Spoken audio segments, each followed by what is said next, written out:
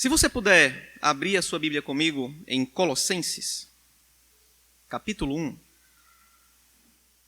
Capítulo 1, versículo de número 3. Todos encontraram, amém? Ou não, amém? Amém? Tá.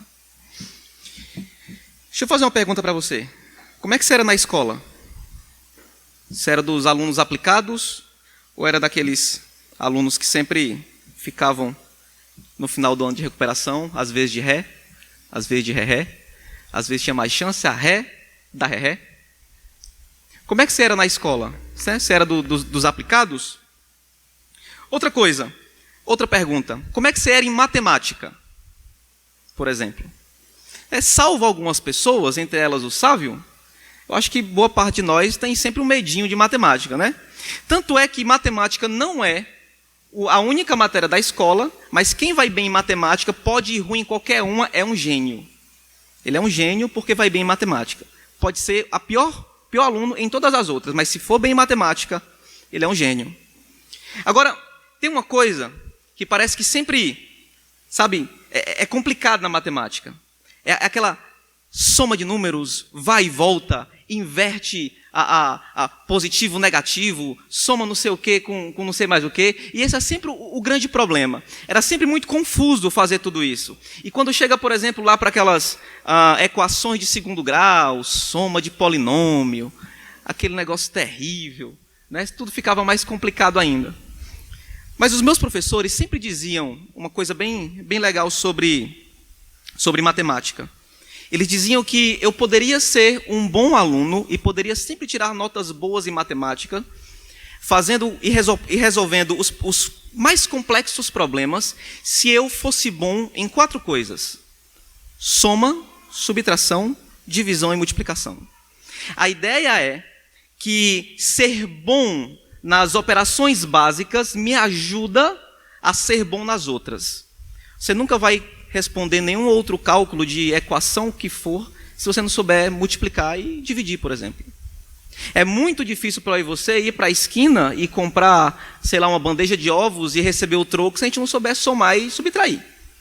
Então, ser bom nessas 4 operações é aquilo que vai me dar sustento, é aquilo que vai me dar base, é a fórmula básica para que eu e você sejamos bons ou consigamos fazer ou dar respostas a perguntas mais complexas no futuro. A grande questão aqui é que as informações ou essas matérias básicas se transformam para a gente trampolim. É sobre elas que nós conseguimos responder toda e qualquer outra coisa que vem depois. Então nós temos uma quantidade, eles diziam sempre isso, você tem uma quantidade de tempo para aprender muito bem as coisas mais simples, as coisas mais básicas, as coisas mais centrais. E depois que você aprende isso, você começa a responder as coisas mais difíceis. Agora, Davi, qual é a grande questão entre matemática e as 4 operações e a carta de Paulo? Vamos ler agora. Capítulo 1, versículo 3. Graças damos a Deus, Pai de nosso Senhor Jesus Cristo, orando sempre por vós, porquanto ouvimos da vossa fé em Cristo Jesus e do amor que tendes para com todos os santos, por causa da esperança que vos está reservada nos céus, da qual já ouvistes pela palavra da verdade do Evangelho, que já chegou a vós, como também está em todo o mundo, e já vai frutificando, como também entre vós, desde um dia em que ouvistes e conhecestes a graça de Deus em verdade, como aprendestes de Epáfras, nosso amado conservo, que para vós é um fiel ministro de Cristo, o qual nos declarou também o vosso amor no Espírito. Paulo está falando aos Colossenses que eles já aprenderam algo de Epáfras. Que eles antes, quando Epáfras estava pregando para eles aprenderam algo. Paulo estava lembrando desse algo. Essa carta é uma carta apologética, lembre você. Paulo está se preparando para confrontar falsos ensinos. Mas o que Paulo começa a fazer não é simplesmente confrontando os ensinos de fora. Ele vem fortalecendo aquilo que já deveria estar assentado no coração dos colossenses. Ele diz, da qual já ouvistes, vocês já aprenderam isso já chegou até vocês. Paulo reconhece que a igreja foi abençoada A igreja recebeu bênçãos por parte da pregação de Epáfras. Mas nesse momento, a luta contra os falsos ensinos passa por uma busca, não por uma busca de ideias novas, de novos conhecimentos, mas pelo fortalecimento daquelas doutrinas centrais, de coisas que são primordiais, de coisas que são básicas, sem as quais nós não conseguiremos dar respostas complexas como deveria ser dado aqui para os colossenses. A grande luta aqui começa pela afirmação e a confirmação de antigas verdades, de velhas verdades. O mesmo evangelho que salvou os colossenses no começo é o mesmo evangelho que deve ser confirmado e é o mesmo evangelho que vai fazer com que aquelas pessoas permaneçam de pé. Eles devem se manter ali, eles devem ficar firmes no mesmo evangelho que ouviram. Aqueles que ouviram aquilo que já aprenderam. E é a respeito disso que eu quero falar para vocês hoje, sobre velhas verdades que devem ser consideradas. Há uma canção de Eduardo Mano que ele diz o seguinte: quero falar das velhas verdades, pois o novo às vezes sou estranho demais. Eu quero ouvir as verdades eternas, boas novas que não perdem o frescor. Essas boas novas que nunca perdem o frescor, essas boas novas que nunca perdem a sua atualidade, essas boas novas que foram pregadas para os colossenses, pelas quais eles receberam o que receberam, foram tão abençoados, motivo pelo qual Paulo dá graças no começo da carta. São essas boas novas que estão sendo reafirmadas, que estão sendo confirmadas. Aspectos dessas boas novas são enfatizados nesse momento de ação de graças de Paulo, e é sobre isso que eu quero falar com vocês. Considerar essas verdades, essas velhas verdades que os colossenses já ouviram. A primeira verdade que nós temos que considerar está logo nos primeiros versículos. É a verdade da esperança. Nós temos que considerar a esperança do Evangelho. Paulo diz o seguinte: graças damos a Deus, Pai de nosso Senhor Jesus Cristo, orando sempre por vós, porquanto ouvimos da vossa fé em Cristo Jesus e do amor que tendes para com todos os santos, por causa da esperança que vos está reservada nos céus, da qual já antes ouvistes pela palavra da verdade do Evangelho. E esse é um ponto importante, porque foi por meio do Evangelho, da pregação do próprio Evangelho, que essas pessoas receberam esperança. Foi porque Epáfras lançou e semeou o evangelho naquelas pessoas, semeou o evangelho no meio daquele povo, que eles receberam esperança. E é pela palavra da verdade do evangelho que nós recebemos e podemos ter, e ter em nosso coração confirmado uma esperança eterna. O evangelho não é outra coisa senão uma mensagem de esperança. O Evangelho não é uma mensagem que simplesmente acaba no pecado. O Evangelho não é uma mensagem que simplesmente termina na destruição, na morte, em um mundo cinza, sem sentido, e acabou tudo e vamos embora. O Evangelho não é isso. O Evangelho não acaba simplesmente na destruição de todas as coisas, na queda. O Evangelho acaba na esperança. O Evangelho não é uma mensagem que deixa o mundo acinzentado, sem vida, sem calor. O Evangelho é uma mensagem e uma boa notícia. E é claro que nós não estamos desprezando que é necessário que saibamos as más notícias. É claro que nós temos que lembrar que estamos em pecado, que estamos longe de Deus, que estamos mortos em pecados e delitos, que nós não temos consciência deste mal, que nós estamos até mesmo inconscientemente rejeitando a Deus, ainda que os nossos lábios cantem para Ele. E é claro que nós não podemos nos afastar disso, mas não acaba aí. Ainda que eu esteja consciente de que nós não podemos nos salvar a nós mesmos, que a humanidade não pode salvar-se, Deus amou o mundo de tal maneira que entregou seu Filho, e todo aquele que nele crê não perece, mas tem vida eterna. O Evangelho não termina na morte, não simplesmente termina na destruição. Nós não podemos particionar estas coisas. O Evangelho é a boa notícia logo depois da má notícia. O Evangelho não fala apenas da dor, do dilema, da infelicidade, da tristeza, da desordem, da morte. O Evangelho fala também da salvação, da esperança, da alegria, da satisfação, da vida bem-aventurada.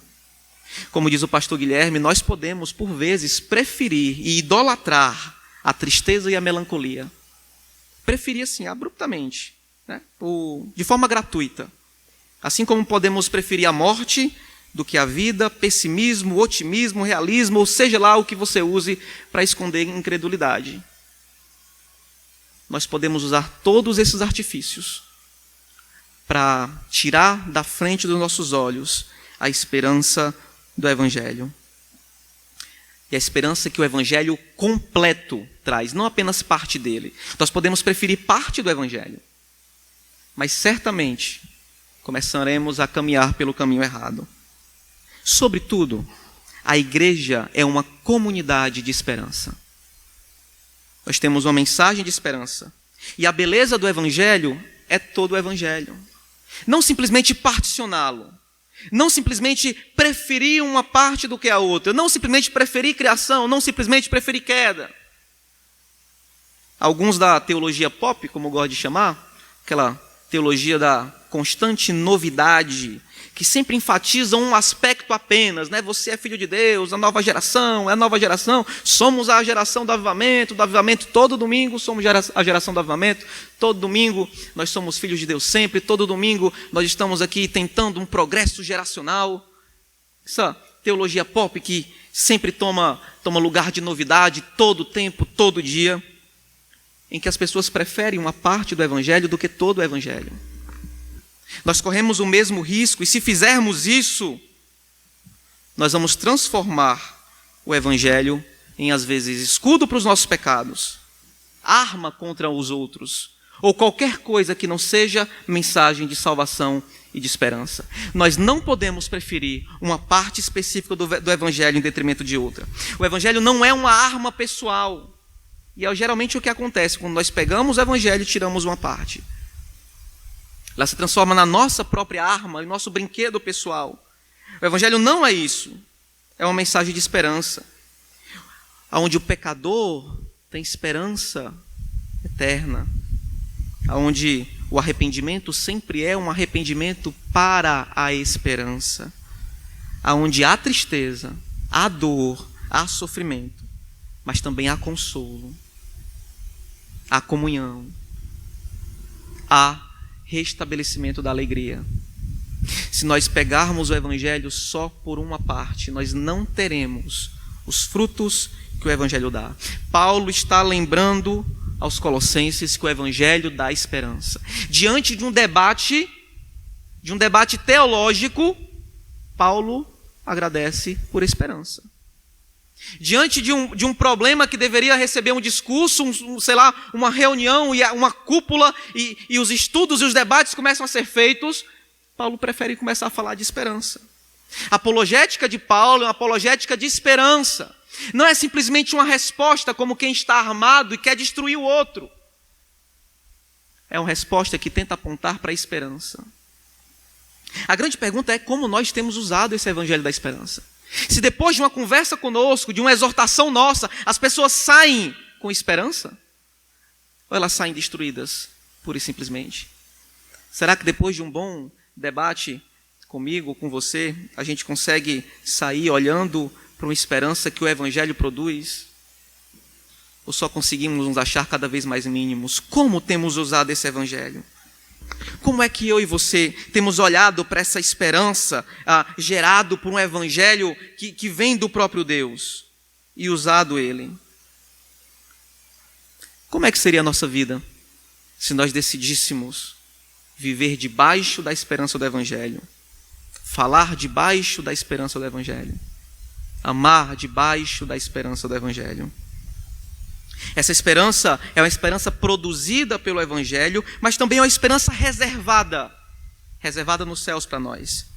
Paulo diz, por causa da esperança que vos está reservada. Algumas traduções dizem uma esperança segura, uma esperança confiante. Essa esperança reservada é uma esperança que nós não precisamos temer que ela vai se cumprir. Nós estamos seguros na esperança que o Evangelho nos dá. O Evangelho produz uma esperança, e uma esperança que é segura. Não simplesmente aquela esperança que é a última que morre, A esperança é sempre a última que morre. Parece que as nossas esperanças, de um jeito ou de outro, sempre morrem. Por último, mas morrem. A esperança do Evangelho é uma esperança segura, que não morre, que não finda. Ela não está simplesmente na mão de qualquer um outro, mas senão do próprio Deus. É o Evangelho de Deus que produz essa esperança, e essa esperança está guardada. É por meio dele que nós podemos ouvir de tal esperança. Não é uma esperança criada simplesmente por homens, não é uma esperança criada por uma empresa farmacêutica, não é uma esperança política. É uma esperança segura, porque é a esperança de Deus. Calvino diz que ainda que o mundo inteiro fracasse, ainda que o próprio céu caia, a consciência de um salvo jamais vacila, porque é Deus e não ele aonde o coração dele se fundamenta. E Deus é verdadeiro. E Deus sempre permanece verdadeiro. E é porque Deus é verdadeiro que nós sabemos que essa esperança é verdadeira. Que essa esperança não finda, porque Deus é verdadeiro. E ele diz que é segura. Quantas vezes você já perdeu a esperança nesse ano? Quantas vezes você já se encontrou com a frustração? Quantas vezes você perdeu a esperança de se formar, de terminar o TCC? Quantas vezes você perdeu as esperanças de continuar aquela dieta? Nós vivemos em um mundo de constante perda de esperança. Estamos nos frustrando e perdendo a esperança todo o tempo. Porque é da própria natureza do mundo estar frustrado. Porque o mundo está caído. Deus, por meio do Evangelho, nos dá uma esperança segura. E é o problema com a heresia. Porque ele começa a nos dar outras esperanças. Outras esperanças que não são seguras. Nós começamos a nos apegar a coisas que morrem, a coisas que findam, a coisas voláteis. Sabe, álcool, quando ainda não era álcool em gel, né? Você abria, quando você é criança, eu fazia muito isso, eu abria só para no final do dia ver aquele álcool já acabado, né? Porque ele ia indo embora. Né? Minha mãe sempre tinha problemas comigo quanto a isso. É esperança insegura. É a nossa esperança terrena. Às vezes demora, mas ela sempre acaba. Ela vai embora aos poucos. E se a nossa esperança só for aquilo que nós temos aqui, nós estamos perdidos. Deus nos dá uma esperança segura por meio do Evangelho. Que esperança é essa? Paulo fala que essa esperança está nos céus. Ele diz, Cristo em vós, esperança da glória. Sabe o que é isso? É de que, tendo a Cristo, nós estamos seguros e sustentados que nós podemos alcançar salvação da nossa alma. Será que nós vivemos como se essa esperança fosse realmente importante? Ou a esperança terrena, como álcool, que se vai a todo tempo, tem sido mais importante para nós? Qual é a esperança que nós guardamos no coração? Da onde temos recebido as nossas esperanças? Temos nos frustrado tanto porque esperamos tanto desse mundo? Ou será que é outra coisa que eu ainda não sei mencionar? A esperança do Evangelho é uma esperança produzida pelo próprio Deus, vem por meio da sua mensagem. Ela não vem por conta de artifícios humanos. Ela não vem pelo nosso próprio poder. Ela está nos céus. Ele diz por causa da esperança que vos está reservada nos céus. Essa esperança que está nos céus não é uma esperança que vai nos fazer enxergar os céus a partir da terra. Mas é uma esperança que vai nos fazer enxergar a terra a partir dos céus.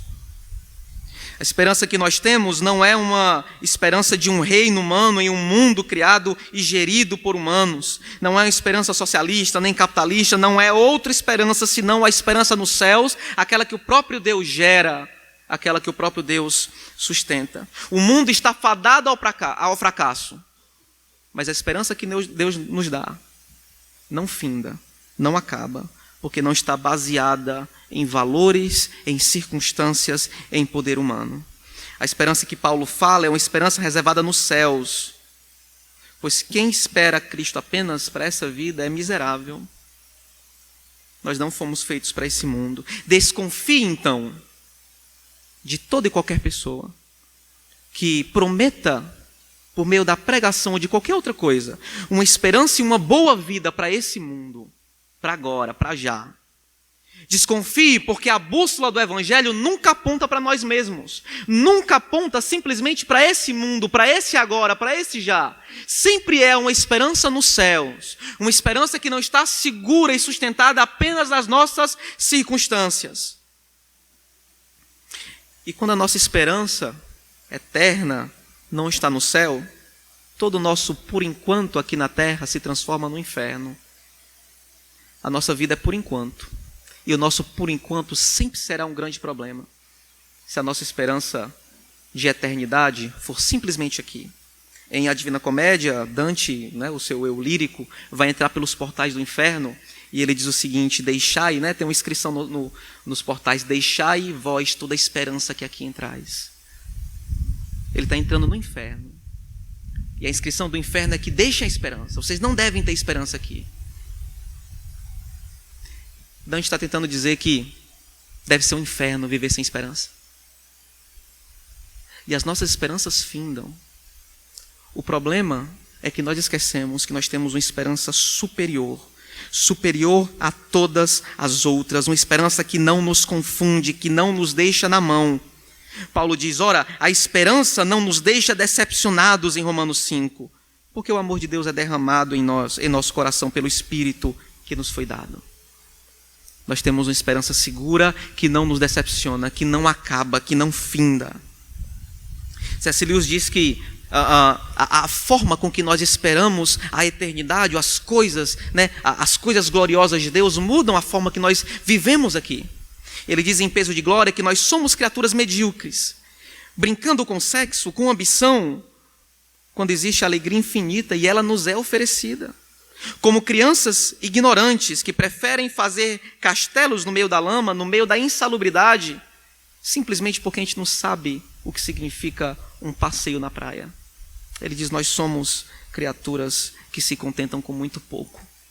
Há uma esperança eterna, uma esperança que não tem fim, uma esperança que o Evangelho apresenta para todos nós e nós continuamos brincando na lama das nossas esperanças terrenas.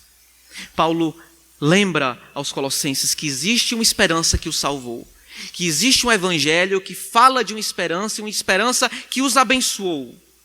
Antes de fazer apologética, ele fala de esperança. Tudo aqui é por enquanto, meus irmãos. Deus nos deu uma esperança reservada nos céus, não apenas para nós, mas para todos. E é esta a segunda consideração sobre as velhas verdades do Evangelho. Se a primeira é que nós temos a esperança do Evangelho, a segunda é que esse Evangelho é universal. Vamos considerar aqui a universalidade do Evangelho. Paulo diz logo à frente que esse Evangelho que foi pregado, que por meio do qual vocês ouviram da esperança, ele chegou até vós, que já chegou até vós, como também está em todo o mundo e já vai frutificando, como também entre vós, desde o dia em que ouvistes e conhecestes a graça de Deus em verdade. E para que nós aprendamos e consideremos a universalidade do Evangelho, nós precisamos considerar que esse Evangelho é um Evangelho que frutifica. Perceba que Paulo diz que ele já vai frutificando. O Evangelho é uma mensagem frutífera. O Evangelho é uma mensagem que dá fruto. E segundo o apóstolo, é do próprio caráter da mensagem dar frutos. Ele vai frutificando. Que frutos são esses? Paulo mencionou pelo menos 3. Fé em Cristo, amor por todos os santos, esperança na certeza e certeza daquilo que virá. No decorrer da carta você vai perceber que ele fala de alguns outros frutos, como por exemplo a maturidade, discernimento, firmeza. Mas Paulo aqui menciona em outras coisas, as primeiras 3. O Evangelho então não é uma mensagem inativa, é uma mensagem produtiva. Ele produz frutos na vida daquelas pessoas que confessam a Cristo. E é por meio do Evangelho que não apenas a igreja nasce, mas que a igreja frutifica. Livros são maravilhosos, Gosto deles. Espero que vocês também. Mas é o evangelho que, sobretudo, frutifica em nossa vida. Não adianta nós esquecermos da mensagem em detrimento de qualquer outra coisa, de qualquer outro tipo de conteúdo. É por meio do evangelho, pelo qual nós recebemos esperança, que Deus vai frutificar na nossa vida. Programas de autoajuda, de programa de 12 passos, qualquer coisa que não é evangelho, pode de alguma forma lhe dar algum tipo de alívio em algum momento. Mas frutos para a salvação, só o evangelho dá. Apenas e unicamente o evangelho frutifica para a salvação, porque aquilo que ele produz está ligado diretamente ao conteúdo da sua mensagem. Se nós mudamos a mensagem do evangelho, nós mudamos totalmente aquilo que ele produz. Fé, esperança e amor é aquilo que o evangelho produz. Se nós mudamos o evangelho, nós começamos a produzir uma igreja sem fé em Cristo, sem amor entre si e sem esperança eterna, sem esperança segura. O evangelho frutifica. Então, se o evangelho frutifica pelo próprio caráter do evangelho, não existe em nenhum momento a possibilidade de nós lidarmos, não deveria, na verdade, existir a possibilidade de nós lidarmos com ele como se ele não fosse suficiente para dar frutos. Porque não somos simplesmente nós que produzimos frutos. Não é simplesmente a nossa oratória, a nossa eloquência, a nossa sabedoria, a nossa inteligência. Não são os nossos diplomas ou qualquer outra coisa, é o evangelho que produz frutos. Se você fosse Epáfras e se você estivesse diante de Paulo, o que é que você acha que você diria, né, sobre evangelismo aos colossenses? Você iria ou mandaria Paulo? É uma pergunta capciosa, né? Porque a tendência é você mandar Paulo. Paulo sabe mais. Epáfras foi. Porque não é quem, neste caso. É o quê? O que é que gera frutos? O que é que gera a igreja? É o evangelho que vai frutificar. É ele que vai dar frutos. É ele que vai nos dar, vai fazer com que frutos nasçam para a santificação e para a salvação em nossas vidas. Não são metodologias. Essa mensagem dá frutos e por isso nós não podemos considerar nenhuma pessoa impossível. Não existem pessoas impossíveis. O ególatra pode ser salvo, ele não é impossível. O promíscuo pode ser salvo, ele não é impossível. O homossexual pode ser salvo, isso não é impossível. O hétero, né, que também tem seus problemas, né? Também pode ser salvo, não é impossível. O caminhoneiro, não é impossível. O Uber, também não. A cozinheira, o político, por mais complicado que a gente ache que é, não é impossível. A gente só não vê costumeiramente, mas não é impossível. Não existem impossíveis. O ator de novela, o jogador de futebol, a cozinheira, o chato da escola. Nada disso é impossível. Porque não se trata de quem simplesmente prega e quem simplesmente ouve. Mas se trata do fato de que essa mensagem é poderosa para salvar. E não existem corações que resistam para sempre diante do Deus que os elegeu. O evangelho vai dar frutos. Deus não permite que a sua palavra volte vazia. Então, esse evangelho, ele dá frutos e dá frutos para todas as pessoas. Não existem impossíveis aqui. Não sei se vocês conhecem, algumas pessoas conhecem a minha tia-avó, certo? Carinhosamente chamada de tia. O nome dela é Leonisa, Dona Leonisa. Tá? Mas todo mundo, até os netos, chamam ela de tia. Virou já um nome próprio. É tia. Minha tia tem um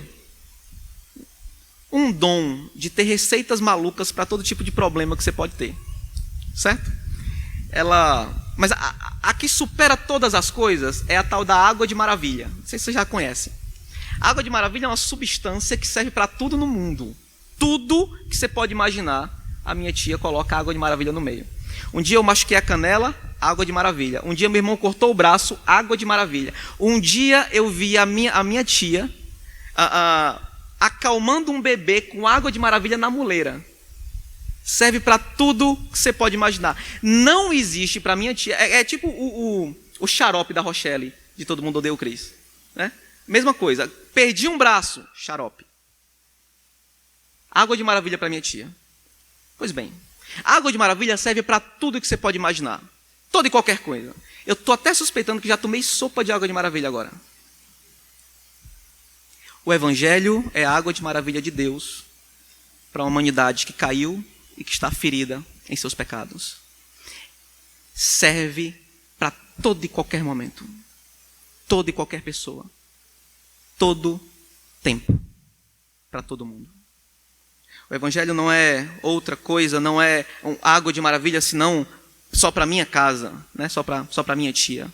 O Evangelho é água de maravilha para você e para quem está lá fora. E o caráter dessa mensagem é supracultural. Ele não está preso geograficamente a uma cultura específica. Ele é universal, ele cresce, ele se expande. O Evangelho chegou até vocês, foi a todo mundo. Ele não está estático, ele não está produzindo apenas aqui. Ele está produzindo em todo lugar. Em todo o mundo. Então esse Evangelho frutifica e frutifica em todo o mundo. Não existem, então, povos impossíveis. O Evangelho é uma força viva. Ele tem vida em si mesmo. Aonde chega, vidas são transformadas, famílias são salvas, cidades são restauradas, nações são impactadas. O Evangelho transforma o pecador recalcitrante em santo e fiel em Cristo. Seu poder irresistível, a sua obra é eficaz.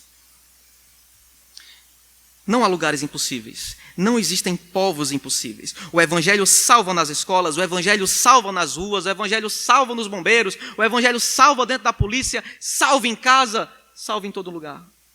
Salva no Brasil, salva no Chile, salva na Colômbia, salva nas Coreias. Nós não precisamos de uma mensagem nova para um novo lugar. Uma mensagem renovada, cheia de frufru. Nós não precisamos mudar esse Cristo para que ele se adapte a novos pensamentos. Nós não precisamos de um Jesus negro para a teologia negra. Nós não precisamos de um Jesus filósofo para alcançar os filósofos. Nós não precisamos de um Jesus comunista para alcançar as mentes debilitadas. Eu parei esperando vocês entenderem a piada. Nós não precisamos de outro Jesus, senão o Filho do Deus vivo, a quem tem todas as coisas sustentadas em si mesmo. Nós não precisamos de outro, senão o Filho de Deus, o Filho do Deus vivo, o nosso Senhor, o nosso Salvador. E os frutos acompanham essa mensagem. Os frutos acompanham a natureza da própria mensagem. E o nosso comprometimento sempre é com aquilo que nós cremos. Agora, a grande questão é: quais os frutos que temos dado?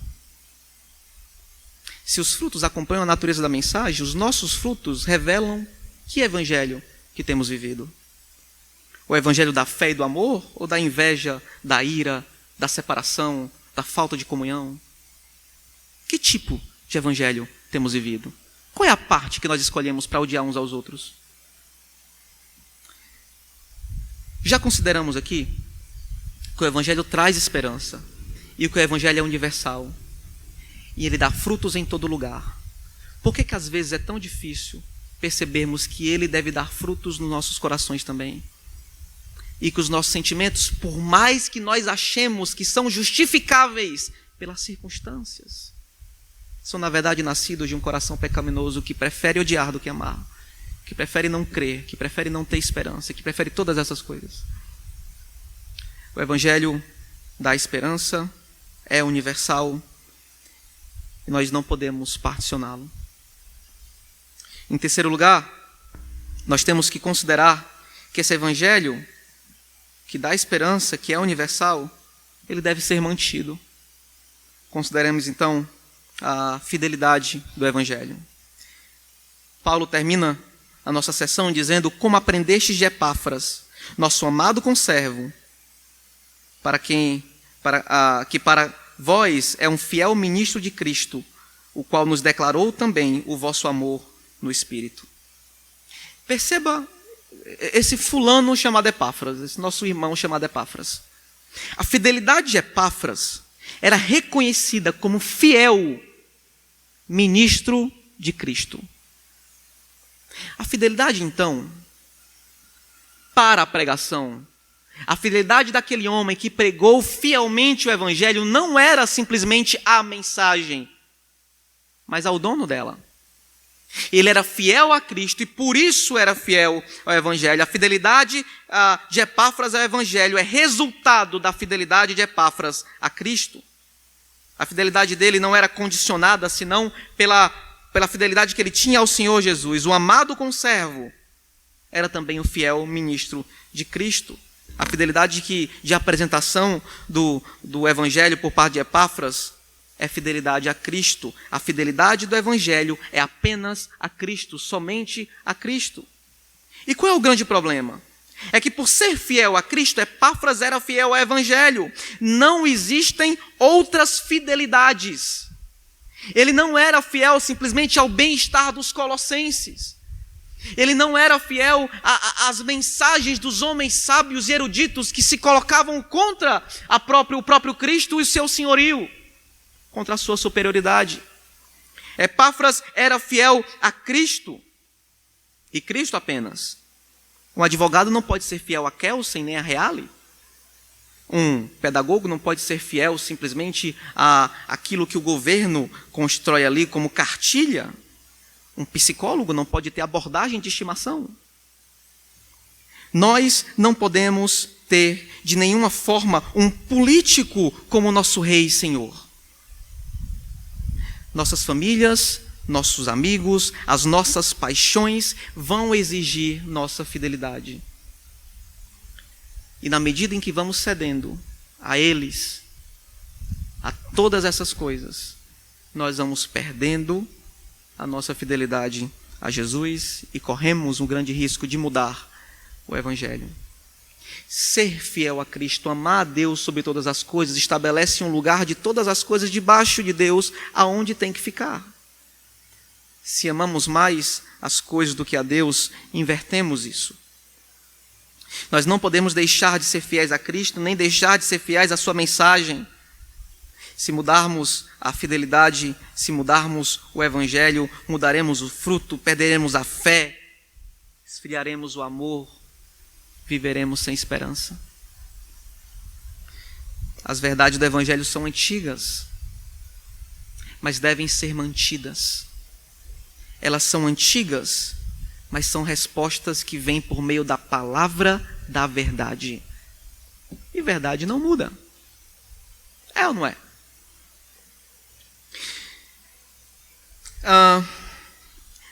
Nós temos um tipo de cultura da novidade. Nós sempre temos que trazer aqui, né, a novidade do momento, o que está acontecendo, o que está na moda.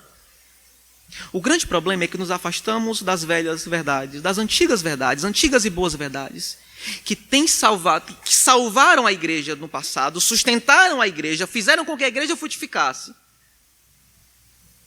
Ano após ano, século após século, milênio após milênio. Nós não podemos nos dar o luxo de achar que podemos mudar essa mensagem agora. Então fuja de quem tem mudado essa mensagem. Agora, aonde é que eu e você temos vivido um evangelho com uma versão diferente? Será que nós temos sacrificado a completude, a totalidade do evangelho? Sacrificado a esperança, sacrificado o amor, sacrificado a fé em algum momento, no trabalho, na família, na busca pelos nossos sonhos infantis? Aonde será que nós temos sacrificado parte disso? Aonde é que nós temos vivido a nossa vida sem a esperança do evangelho? Aonde temos vivido a nossa vida sem essa fé que abarca todas as coisas e nos sustenta? Nós temos que correr, fugir destas coisas. Correr quando tentamos sacrificar a mensagem. Temos que ser fiéis a ela, porque somos fiéis a Cristo. Corramos então daqueles que mudam o evangelho. Corramos daqueles que colocam, invertem as polaridades, colocam o homem no centro, colocam ao ser humano como se ele tivesse em uma constante busca por ser uma pessoa melhor a cada dia. Eu sempre falo isso para os meus amigos e quando estou em conversas com discipulados, né? Eu sempre falo que a gente erra quando a gente quer todo dia, dia após dia, buscar uma melhor versão de nós mesmos.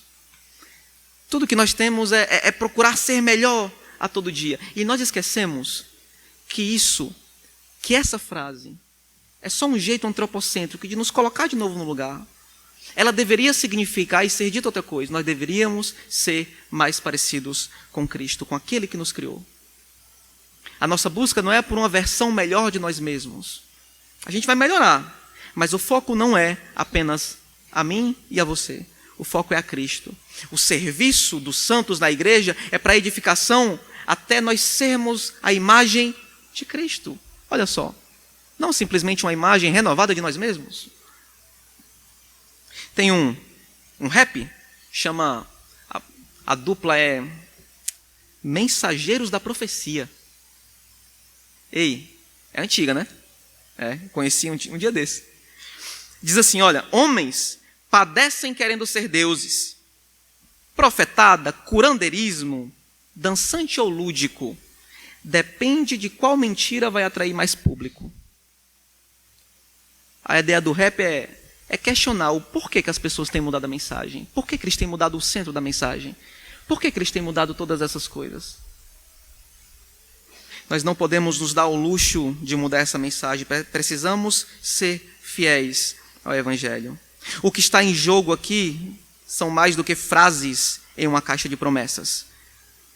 É a verdade que dá esperança, que dá frutos para a salvação, não apenas para nós, para todos os povos. O que está em jogo é uma mensagem que deve ser guardada de forma fiel. Uma mensagem que nos assegura salvação e esperança eterna, segura. Agora, para ir finalizando, pergunta para você. Considerando a esperança, a universalidade, a fidelidade do Evangelho, aonde é que nós não temos sido fiéis a essas velhas verdades? Em que momentos nós esquecemos rápido da fé, do amor e da esperança? Em que tipo de conflitos nós rapidamente abandonamos as verdades do Evangelho? As antigas verdades pela qual nós dizemos que morremos por elas. O que é que tem conflitado na nossa vida, né? É o Evangelho com a nossa versão do Evangelho? É esse o problema? Cristo, por meio do Evangelho dele, acabará com as nossas fantasias, exigirá todos os nossos planos, vai declarar a si mesmo em todo lugar, mas ele nunca vai nos permitir, por meio do seu Evangelho, vivermos uma mentira. Nos apeguemos às verdades do Evangelho, com as quais fomos salvos, recebemos esperança, damos frutos em todo lugar, que nos deixa seguros e o qual deve ocupar o nosso coração e nós devemos defendê-la de maneira fiel. Amém?